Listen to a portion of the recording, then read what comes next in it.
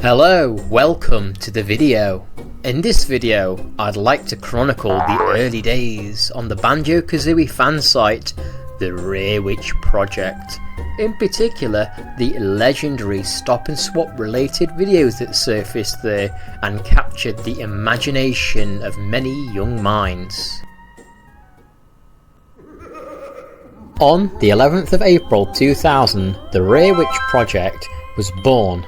The original purpose of this Banjo-Kazooie fan site was to investigate the entire mystery of stop and swap, as well as showcase to the world videos of the stop and swap items being collected with the Game Shark codes. As well as that, the website also wished to create excitement for the upcoming sequel, Banjo-Tooie. Hosted on the Rare Witch Project website was a discussion forum for their hyperactive Banjo-Kazooie fans, as well as MIDI and eventually MP3 files of the Banjo-Kazooie game soundtrack. Also available on the website were exclusive Banjo-Kazooie themed backgrounds for the PC, and also a plethora of interesting Banjo-Kazooie related videos. These videos are what made the Rare Witch Project website stand out amongst all other fan sites, and these videos that showcase extremely unusual circumstances within Banjo-Kazooie are going to be the main topic of this video. In particular, one video entitled The Real Stop and Swap.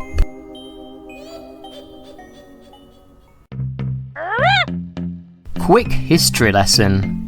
It can be odd, especially for the younger people nowadays, to imagine a world where the internet played a much smaller role, and where official websites played a backseat to fan websites which were much more popular. In fact, a lot of products didn't even have their own official website back in the day. No YouTube existed, in fact no embedded video websites existed back in the day. And so, after downloading the videos from the Rare Witch Project, most likely with a 56k modem, Banjo fans would sit back and enjoy the unusual videos that they had just downloaded from the Rare Witch Project. One of the first mysterious videos to surface on the Rare Witch Project was called Mumbo's Water World. It featured Banjo and Kazooie exploring a flooded Mumbo's Mountain. It was absolutely incredible to see Mumbo's Mountain now filled with water. Questions flooded the minds of young viewers.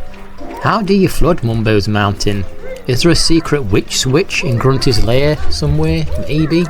However, much more mysterious videos would soon appear online. In Blubber's Secret Island, the video shows Banjo swimming in a sunset-lit ocean towards an island and then speaking to Blubber. Blubber makes a request that he needs Banjo to get the ice key for him so that Captain Blackeye will return his ship to him. It's a simple and short video, but extremely novel to see Banjo interacting with Blubber on the island that was only visible during the ending sequence. Throw into that the mention of the ice key and Captain Blackeye, and you've got a lot of kids with blown minds. Next up was the short but sweet video, Ice Key in Mumbo's Mountain, which shows Banjo and Kazooie collecting the legendary ice key in, you guessed it, Mumbo's Mountain. Could this somehow be linked to flooding Mumbo's Mountain? Why is the ice key even there? Young eyes marvelled and young minds went into overdrive. The unused beta song, Advent, featured in the background. Advent was a musical piece that oozed mystery and wonder, and due to its title, Advent, which alludes to the arrival of a notable person or event, many believed this piece of music was intended to be featured during some special event or room in Banjo-Kazooie relating to the activation of Stop and Swap. Due to Advent's believed association with Stop and Swap, the music was often twinned with videos relating to mysterious events in Banjo-Kazooie, such as Snacker in Click Clock Woods.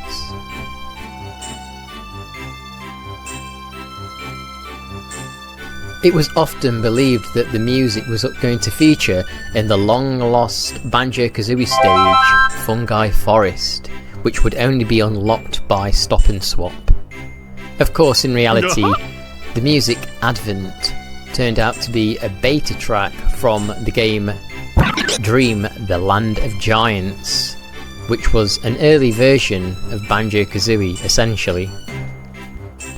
Grant Kirkhope, the composer, admits he has no idea why Advent turned up in the cartridge for Banjo-Kazooie, since it was supposed to be for the map screen on the Dreams game.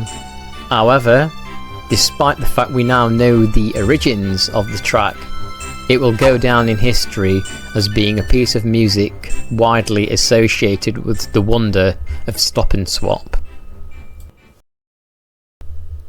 Now on to the main attraction, the real Stop and Swop. What you are about to see may disturb you. Viewer discretion is advised.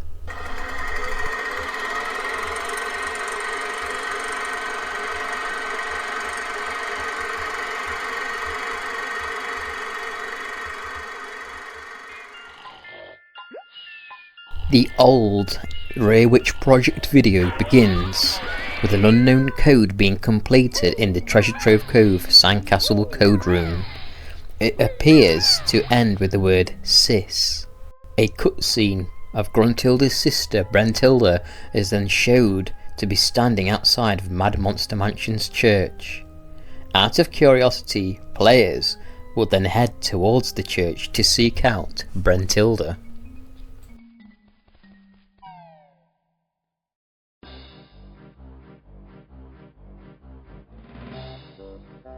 Upon finding and talking to Brentilda, she hints that in order to proceed with triggering Stop and Swop, that you must first find Cheeto in a snowy area.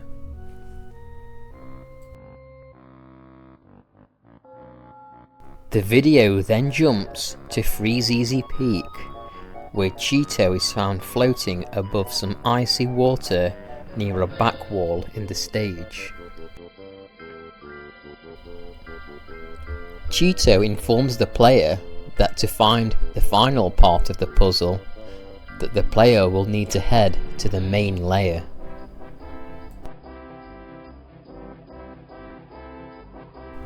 The video then cuts to the main layer. Surprisingly, Banjo jumps and enters the previously unenterable portrait of Grunty. The prestigious, mysterious Stop and Swop fanfare plays as Banjo adds the ice key to a machine along with the 6 Stop and Swop eggs. Bottles informs the players that it is time to swap over to Banjo-Tooie.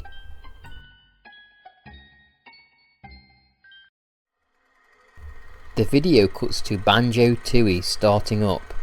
Things start off fine, until it crashes to a black error code screen.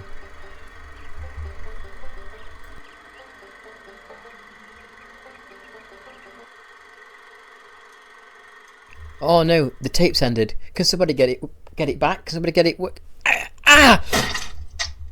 And that is where the real Stop and Swop Rare Witch Project video ended. Apparently, people remember another version of the video existing with a much more different ending. Instead of the crash screen, the swap worked, showing Banjo entering one of Jam Jar's silos, which can be used to be transported to different areas in the game. Here, Ridiculously Secret Area was listed as a location before the video would end. The implication being that Stop and Swop had unlocked a secret area in Banjo-Tooie that could then be accessed. To learn more about the Ridiculously Secret Area, please check out my 2-hour Stop and Swop documentary. I could not find any evidence of the supposed alternate version of the real Stop and Swop video.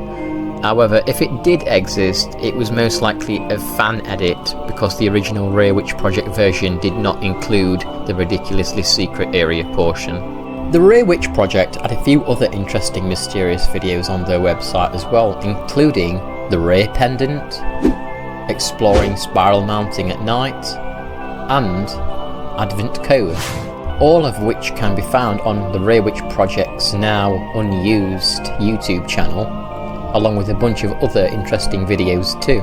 Before we finish our investigation of the real Stop and Swap video, I'd like to take a quick look at a video that was also on the website entitled A Spooky Connection. In the sequel, Banjo-Tooie, in the area of Pine Grove, next to the stage entrance to Witchy World, exists a defunct log flume called the Flume of Doom. The towering and mysterious, unusable, unaccessible ride, much like many small or unusual mysterious details in the Banjo-Kazooie games, it was of course linked as a possible Stop and Swap connection by fans. Was it a possible leftover once intended to be a part of the Stop and Swap process? I personally never believed it to be so. However, it didn't stop others wondering.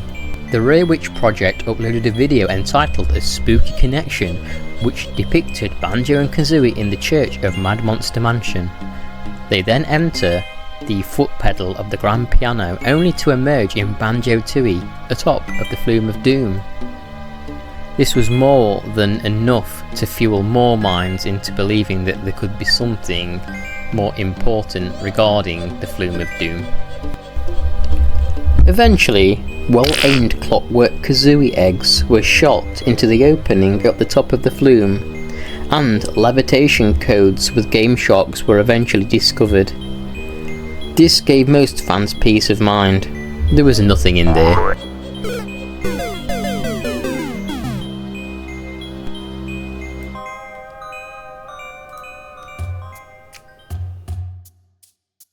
Now, despite it being obvious that the Rare Witch Project videos are simply ROM hacked and video edited creations, the videos did fool a lot of people back in the day, and the Rare Witch Project were eventually forced to put a disclaimer that the videos were all fake. And of course, the real Stop and Swap video turned out to be an April Fool's joke. You have to understand that back in the day, Game Sharks were not as understood, widespread, or accessible as they are nowadays. Also, ROM hacks were a very new and unusual thing in the early 2000s too. It wasn't as easily achievable as it is nowadays. To see games manipulated in ways such as this was mind-blowing, to the point that even if you knew it was a fake video, a part of you still believed it was real, or wanted to believe that it was real, and would then send you down a rabbit hole of attempting to recreate the events seen in the video in the game itself. A YouTube uploader by the name of Pokemon Only Fan has the real Stop and Swap video uploaded to his channel from 18 years ago, and it has amassed 187,000 views, as well as a great amount of nostalgic comments talking about the video and how the video sent them down a quest to try and solve the Stop and Swap mystery. Despite the videos being fake, the impact they had on kids, youngsters and Banjo-Kazooie fans in general resulted in them being caught up in the secrets and conspiracies of Stop and Swap. It's hard to imagine a time where a game mystery could ever have the impact that Stop and Swap in Banjo-Kazooie ever did.